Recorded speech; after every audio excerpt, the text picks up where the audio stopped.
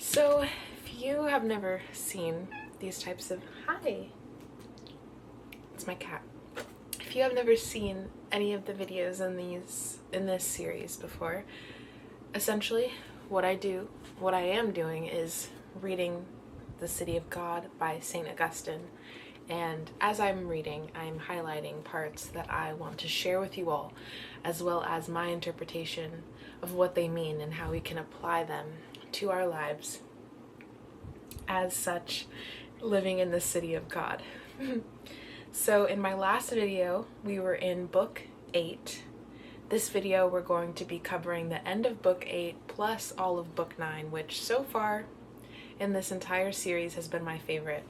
I know we still have quite a bit more to go, but it definitely was my favorite so far. So let's finish off chapter 8 with let's finish off book 8 with chapter 27. Holy men of God who fought for truth, even unto death, so that true religion might be made known and falsehoods and fictions be overcome. Others before them who knew the truth were too afraid to express their convictions.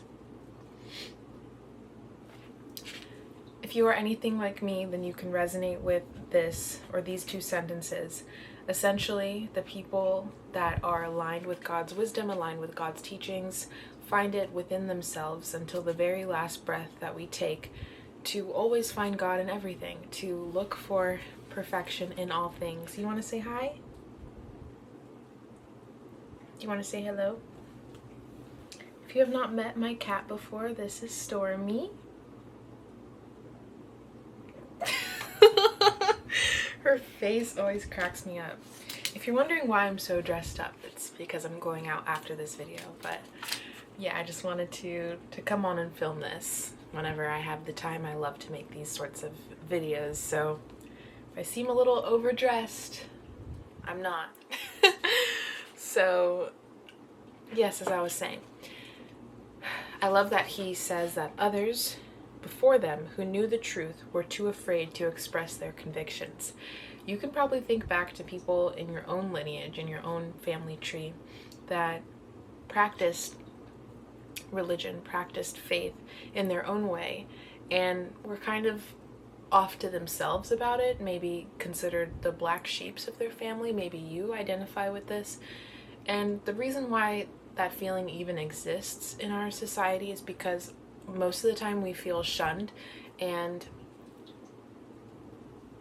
we're placed in a different or weird category because of our habits, because of our tendency to look deeper, beyond the surface, beyond all of the different, now I have cat hair everywhere, beyond all of the different levels that are available to us as human beings. We're the types of people that always try to search beyond that and look beyond that. Philosophers, theologians, people that want answers to life's bigger questions. So the reason why people often feel like the outcast or like the black sheep, it's because of the pressure placed on us to be like everybody else. So the faster that you realize that you need not be afraid of sharing your truths with the world, as he says, share their convictions, the sooner that you find the people aligned with you, and the sooner that you find your own voice in this world, the voice given to us by our Creator, right? In celebrating this sacrifice, we thank this true God for their victories, and while renewing our memory of them and calling on God to help us, we encourage ourselves to imitate them in seeking like crowns and palms. You know where you come from. You know the truth of your being, or at least you're on the path of discovering it. That's why you're interested in this video. That's why you're interested in higher thinking. That's why you're interested in the truths of all religions, not one specific religion. You're interested in how they all connect and how they all connect to science or astrology, something that isn't typically respected in religious communities. You're the person that wants to connect it all, and you're on this journey of self-discovery. as we all are in a way, but we're just not aware of it. It is pretty amazing how in all things we can find the one. We can find elements of our basic nature in all things, all interactions, all relationships that we have ever had throughout our life. That is so special. And it's so special because people often disconnect from it all. Events are separated. Emotions are separated.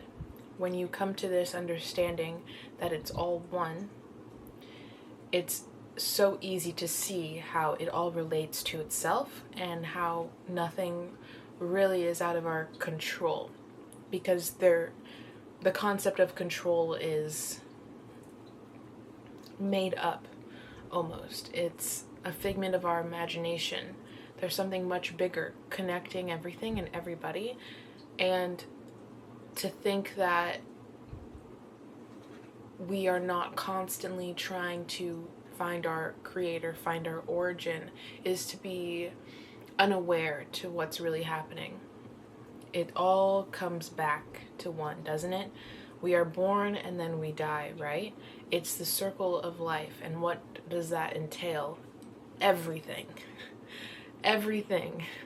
It's pretty interesting when you are as into these things as I am. It's very interesting to find how it all connects. And when he says we're searching to imitate it, what does he say exactly? We encourage ourselves to imitate them in seeking like crowns and palms.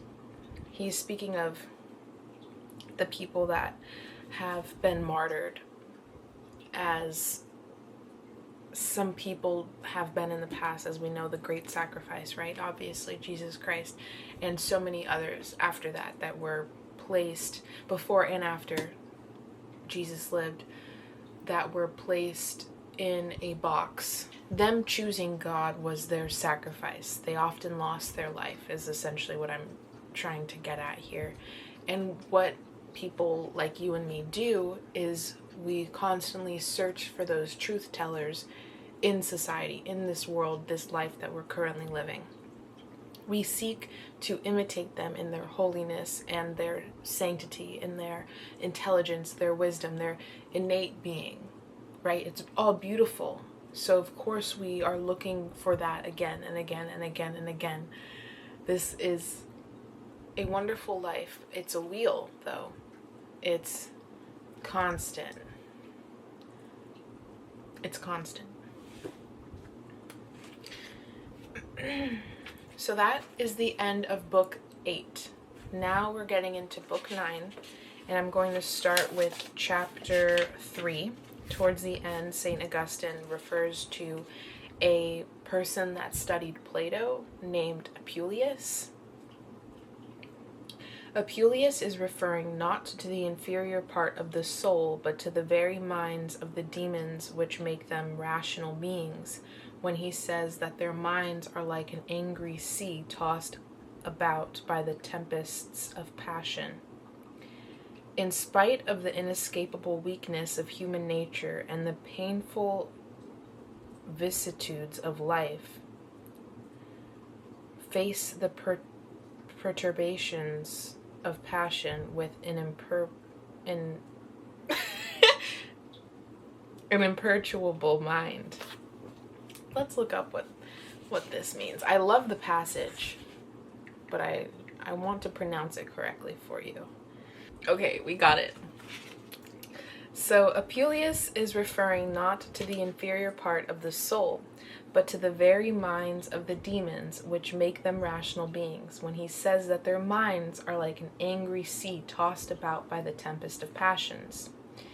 In spite of the inescapable weakness of human nature and the painful vicissitudes of life, face the perturbations of passion with an imperturbable mind.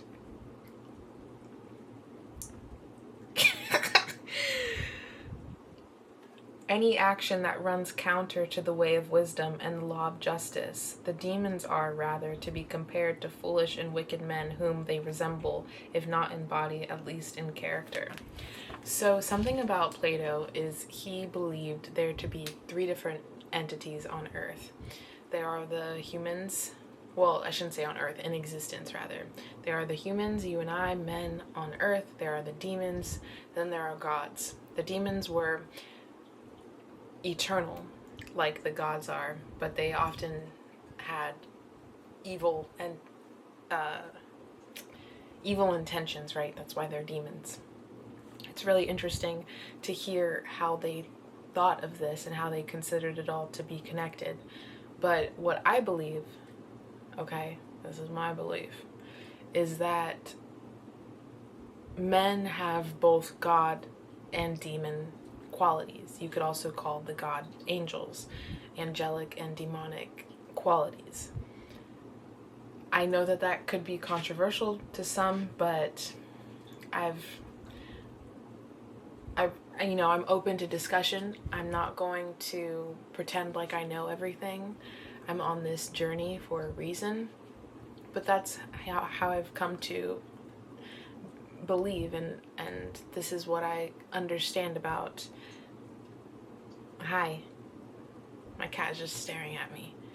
Hi, this is the things that I've come to believe in over time. So Apuleius is basically saying that the part of demons that makes them rational beings is not a part of their soul. It's a part of their mind. It's like an angry sea being tossed around, like a raging ocean. In spite of the inescapable weakness of human mind, right, and the painful vicissitudes of life, the things that we experience on a day-to-day basis, the things that we hear about, right, the horrible, nasty things, we face all of them with a mind that is unable to be disturbed even in dark times, in uncertain times, in spite of the inescapable weakness of human mind. So because we cannot just turn off our brain, it's better to come to terms with it and understand the things that it's susceptible to, that you and I are susceptible to, which is passions, things that make us act out of desire or anger, things that make us lose that rationality of the mind. The demons are to be compared to foolish and wicked men whom they resemble, if not in body, then in character. This is part of the reason why I say we have demonic and angelic qualities, because we can all think back to a time where life just seemed like a raging sea and we had nothing to hold on to. And we may even be able to think back to certain actions or things that we said from that place of uncertainty and irrationality. It is difficult for me to picture another entity living amongst us that is only out to get others, only out to get the world, essentially. Because we all have what some consider free will. We all have the ability to choose. We all have choice. We can either choose in a seemingly bad situation to act irrationally or act rationally. We can either get upset or find a solution. We can either worry or celebrate. There are all of these things that are available to us to choose, and this is why it's difficult for me to picture an entity that's only about doing bad, only about doing evil, because then everybody would be doing that.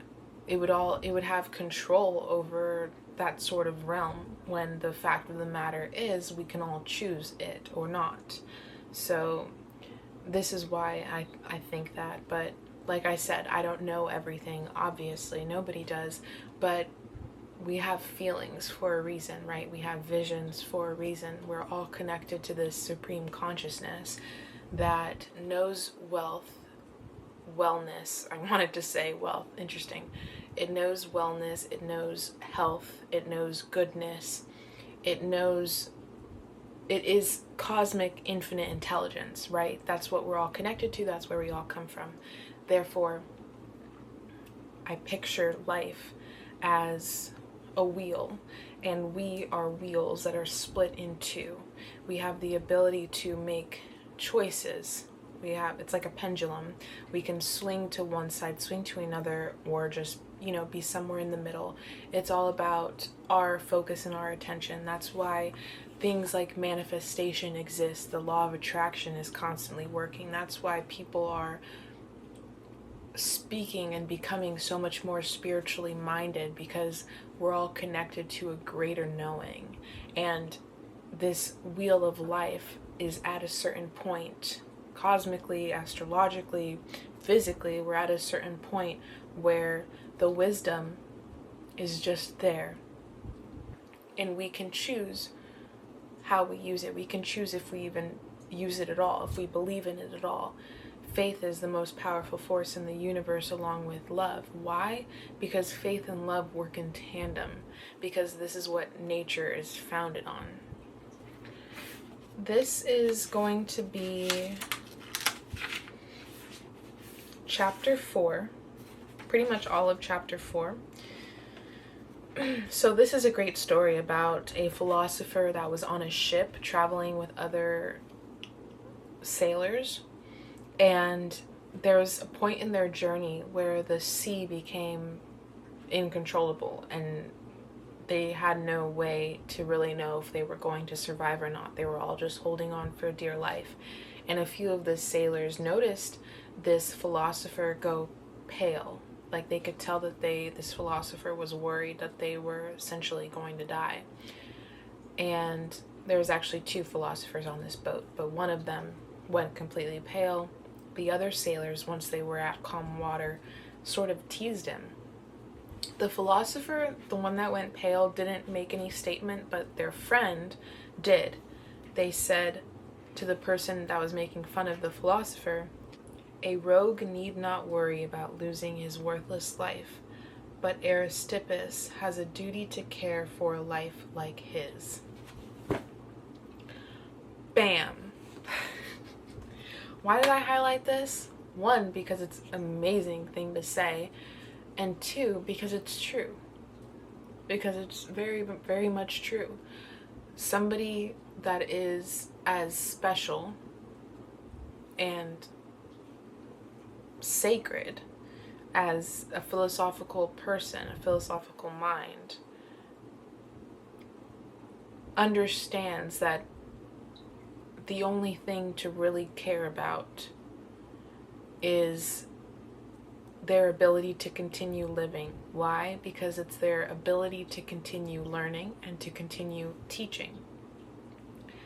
It is amongst the great positions of our world to be a teacher and to be a learner. This is such an important role in our society as it stands back then and even now, because it's a timeless way of connecting with the truth. And that is why we're here. We're not here for no reason. For him to call the sailor, basically worthless, has a worthless life, I don't agree with that necessarily. The part that I agree with is how true it is for somebody to truly be connected to themselves, so much so that the thought of no longer being here does make them flush. It does make them a little worried. And this is a really big step, because I know that a lot of people at some point or another have thought about taking themselves away from Earth, and to come to the conclusion that, no, my life is worth living, I'm here for a purpose, is a very large, meaningful step in the right direction. And I'm right there with you. I completely get it. So that's why I can definitely resonate when he's comparing a life without purpose to a life with purpose. You know what I mean? And I believe we all have a purpose. However, if we're not actually doing it and focused on it, then it's not purposeful. What's the opposite of purposeful? Worthless. So, you know, that's where this is coming from, and that's why I really liked it. That's why I highlighted it. I also learned a new word. It's a Greek word. Fantasia. Fantasia. The certain impressions made on the mind are involuntary and beyond control, and that when these impressions are provoked by alarming and formidable external causes, even a philosopher is bound to yield momentarily. Yet no judgment is made, nor is any approval or consent given to the emotions. We're all human. The philosopher couldn't escape the flashing fear of their life about to end. However, they don't hold on to anything. It's like a stoic, right? It's somebody that doesn't hold on to emotions. It just is what it is. But because we are still human, there is a momentary susceptibility to it. And it's to be honored, it's to be understood, but it's not to be grasped onto. And you don't need to label everything. The mind of the fool yields and consents to such passions, while a philosopher, though forced to feel them, remains unshaken in soul with a true and solid judgment as to what he is rationally obliged to seek or avoid. This is why we don't hold on to anything, because it's constantly going and moving through us. The quicker that we learn to give up control and surrender attainment, right? The ability to hold to something and keep it forever. The ability to let all of that go and just be in flow state is when everything aligns. That's when everything is able to come into being, because you're not forcing anything to stay. You're not pushing anything away. You're allowing life to move through you as it always wanted to. We were taught not to allow this in certain numerous ways, which I won't get into in this video, but I'm sure you can think of a few ways that you were taught to either suppress or exaggerate yourself, emotions included. If our philosopher put no value whatever on things like life and bodily safety, he would not have been as terrified as his paler indicated. The fact remains that he could suffer such emotions and at the same time be firmly convinced that life and security were not good in the sense that justice is good, that is, they could not make their possessors good. What I believe St. Augustine is saying here is that the ability to breathe air, the fact that I know I'm alive, and the fact that I feel secure is not enough for me to be qualified as a good person. It's what I do with that life and that security that constitutes a good life. It's very interesting because we can see it on the news every day. We can see it in our faces every day. People are constantly using other people to step themselves up, to make themselves feel important, to earn off of the misery of others. That's happening all of the time, globally, constantly. Unfortunately, we can view this and we can understand that to have life, to have security, to have wealth, to have any of these things that are considered luxuries or goods do not make the actual person good. That's obvious. It's about what you do with these things that makes you good. And I really love that he said this. In reality, if they were faced with the choice of losing these goods or advantages, or of committing some sin or crime to save them, Both would prefer to give up what is necessary for bodily safety and security rather than give in to a violation of justice. Basically what he's saying is real true seekers, followers of God, will give up their life if it was the choice of living or injustice. Does that make sense? Did I say that right, rather? People that follow the path of God and live in truth and love will give up their body if it means that justice will follow or that justice will be had. A real believer will not hold on to their body for the sake of another's suffering or global injustice. Let me rephrase that. Somebody who follows the path will always be willing to give their life in exchange for the right justice, in exchange for divine will to be at play. It's not a matter of selfishness or selflessness. It's simply the act of surrender. If they feel like they need to hurt others in order to protect themselves, then I believe people that follow the path will not do so. Because what happens is always meant to happen. I always tell myself when I'm doing something a little crazy, like if it's my time, it's my time, but I feel called to do this. Like when I went cliff jumping a few weeks ago. If I feel called to do this, then I'm doing it. And if it's my time, then it's my time. I'm not going to fight against the will, the greater will, because I have been working on my connection and my intuition for over 10 years now. It's very important to me to have a constant stream of goodness flowing through me always. That's how I know that I'm doing something I'm meant to be doing, because of how I feel. And that's why I don't have fear anymore. Sure, sometimes the feeling of unsuredness may come up, but I've truly overcome that feeling of fear, right? Because that's what faith does, is it quiets all fear, if not takes it away completely.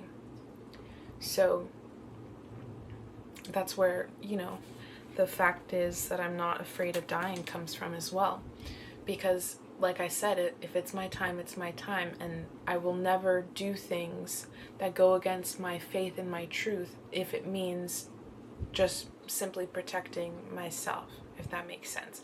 I have such high faith in God's will that I am not going to go against it in an unjust way.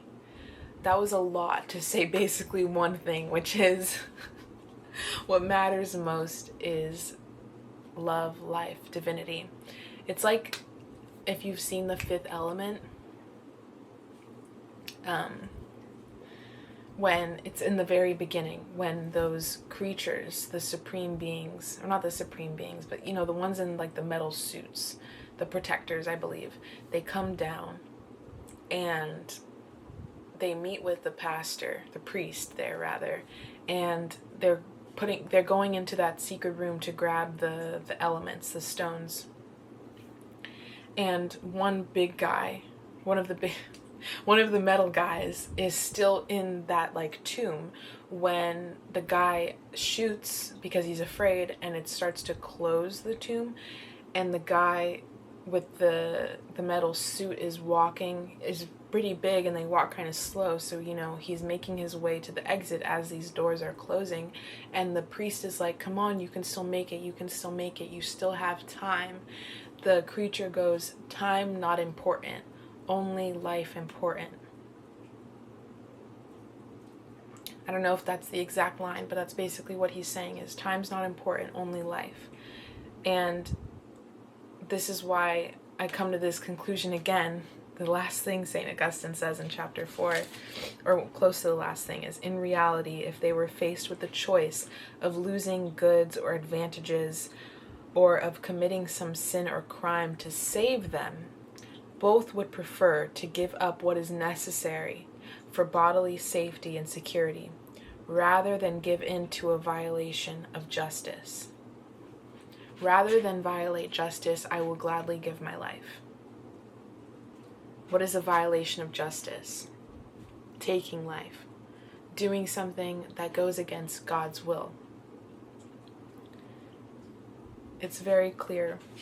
I think I've made it very clear at this point why I feel that way. So the last part that we're going to cover, second to last part we're going to cover is towards the end of chapter 5. St. Augustine says, "We may well ask the further question whether our liability to passion, even in the performance of duty, is not a part of the infirmity of our present life. For the holy angels punish without anger those whom the eternal law of God has delivered to them for punishment, succor the suffering without suffering compassion, and rescue from peril those whom they love without sharing their fear." What is he saying? He's saying angelic beings, people that understand these concepts on a much higher level and practice them in their daily life, understand that you don't get on the other person's emotional or energetic level in order to help them. They can be rescued without suffering with them. They can be punished without being angry. This is just the way of God. This is a much higher realm above emotion, right? All of these things can be done without feeling emotional about them. This is an angelic quality. And again, the way he says it is like a long, beautiful, poetic version to say very simply that our duty on earth is not to be emotional. It's not to give in to the emotion and act from that place. It's to create from that space. It's to be, rather than reactionary, instead of being reactionary, practice responsiveness. Practice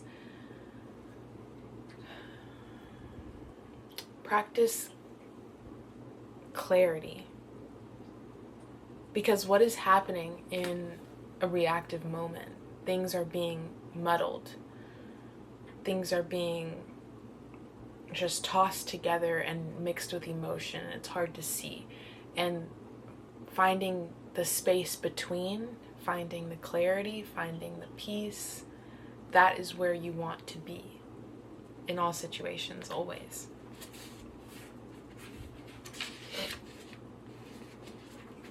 The end of chapter 22, St. Augustine says that holy angels are not only eternal but also blessed, and the good which gives them blessedness is God himself who created them, for their perfect and unfailing bliss is to share in the vision of God. Sorry, Stormies. How beautiful is that? You believe, well, maybe you don't, but I'm telling you. I believe that our souls are eternal. Our souls are pieces of God. We are extensions of God, if you will. As I said before, we have access to demonic and angelic realms. This is our realms of our mind, the way that we can think, the way that we can act. We have both qualities. Our angelic quality is attached to our soul. It is the part of us that is sacred and holy. Again, I will say, holy angels are not only eternal, but also blessed. You are blessed. And the good which gives them blessedness is God himself, who created them, for their perfect and unfailing bliss is to share in the vision of God. That's where my happiness comes from, is from my connection to everything, my connection to my faith. That's what makes me happy. It's this constant sense of oneness. It's It's a security I've never felt before. It's a love that people only dream of. To experience life in this way is truly a blessing. And that's what I wish for everybody that I come into contact with, is to remind them of their eternal nature that is blessed, that is beautiful, that is healthy, that is love. What I'm reading, one of the books I'm reading right now is The Power of Your Subconscious Mind. I think it's Joseph Murphy. Amazing, amazing, amazing book so far. To know these things, to repeat them if you are unsure about them, to repeat them to the point of knowing, of this just being your natural state, is to give yourself freedom. Freedom of mind, freedom of life. Because that's what we're all seeking at the end of the day. We're all seeking to live the life that we feel purposeful in, that we feel free in. The subconscious mind is our direct link to our eternity. Our eternal sense of being is directly connected to our subconscious mind. It's been programmed to behave and think a certain way by our handlers, by the people that really, really, really want to be in control of us. This is why reprogramming is so important. This is why what they call shadow work is so important. What shadow work is just reworking the sense, the inner sense of being, which has all of these beliefs about itself, about yourself, that require your attention in order to transmute and rethink of yourself in a better, more positive way. That's why it's called shadow work. It's bringing the darkness to the light. It's about going to the parts of ourselves that we don't want to see but are there. This is true for the subconscious mind. There is so much happening within it that we are not aware of, but it is constantly working for us. This is why things like subliminals work, because it's tapping into a sense of our being without our conscious mind, without our conscious mind being completely aware of it. Because then we can't tell ourselves, oh, that's not true. We can't think our way out of not believing it. That's why it's so powerful to work with the subconscious, to work with people that are already thinking positively about life. That's why it's so nice to be around those types of people, because it's like a breath of fresh air, because that's not the way that society is normally programmed. It's really, really beautiful when you begin to see world as for you and not against you. That is one of the keys, the major keys to unlocking your life of success. When you connect these two polarities, instead of programming yourself to believe that certain things are good and certain things are bad, you understand that it's all a choice you can make for yourself. They're all just choices. Get rid of the labels and identify with what you want. It's so simple. It's as simple as that. Chapter 23 has a beautiful quote. It is, "I have said you are gods, and all of you the sons of the Most High." This is a scripture, an excerpt from the scripture, and I want to read the full one to you. I had to look it up online because St. Augustine doesn't reference the whole thing. So this is Psalm 81, 5 through 7. "They have not known nor understood. They walk on in darkness. All the foundations of the earth shall be moved. I have said, you are gods, and all of you the sons of the Most High. But you like men shall die, and shall fall like one of the princes." What is he talking about here?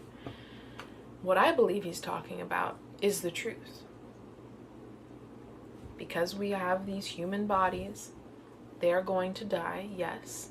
This is just meat, bones. It's going to go back to where it came from eventually. There is a part of us that is like God. That is our soul. That is our mind. This is what is so important about our being here. It's about what we do with our consciousness while we're here. From the point that we're born to the point that we die, we are living in accordance with God's will. Whether we realize it or not, our life is constantly trying to lead us down this path, this golden thread, I like to call it, of divinity, of our purpose, our passion. It's all on the same line. And what the world does to us, the not godly parts of the world, pull us. They're trying to siphon our life energy, our energetic frequencies, because that is what makes up the world. That's what our power is our mind and our soul. If they can get us thinking about bad things, if they can get us working in unhealthy places, then boom, they've got us. Our freedom is their fear. But it's up to us to free ourselves. It's not up to anybody else. Nobody else can set you free. It's up to you to decide, this is the life I want to live. This is the path I want to walk with my Creator, which is inside of me, which I have constant access to. We are so blessed. Our minds are connected to infinite intelligence, infinite wisdom, infinite beauty, infinite abundance, everything good that you can possibly imagine. You are connected to the essence of it. You are connected to the frequency that allows all of those things to be. It's part of the programming of control to make us think that we're separate from it. I have said you are gods, and all of you the sons of the Most High. So that is the end of book 9, my friends. We're on to book 10. That is where I'll be picking up in the next video. Thank you so much for being here. Let me know what you liked the best. Let me know what you think about anything that I said. I'm incredibly open to discussion. That's one of my favorite things about philosophy, is having a real conversation about it. And that's how I learn, right? That's how we all learn, by listening to other wise people that have studied these things give their own version, give their own take rather. And it's really important that we always talk about God and all the things that we can, because that is everything. That is everything. And when we talk about the things that give us light, that make us feel passionate and hopeful, that is a way of talking about God. So just remember that. You are blessed, and I love you. Remember to like this video. It really, really helps me. Remember to comment. I love to talk to you. And subscribe to the channel if you haven't already, so you'll be notified the next time that I post. I love you, I love you, I love you.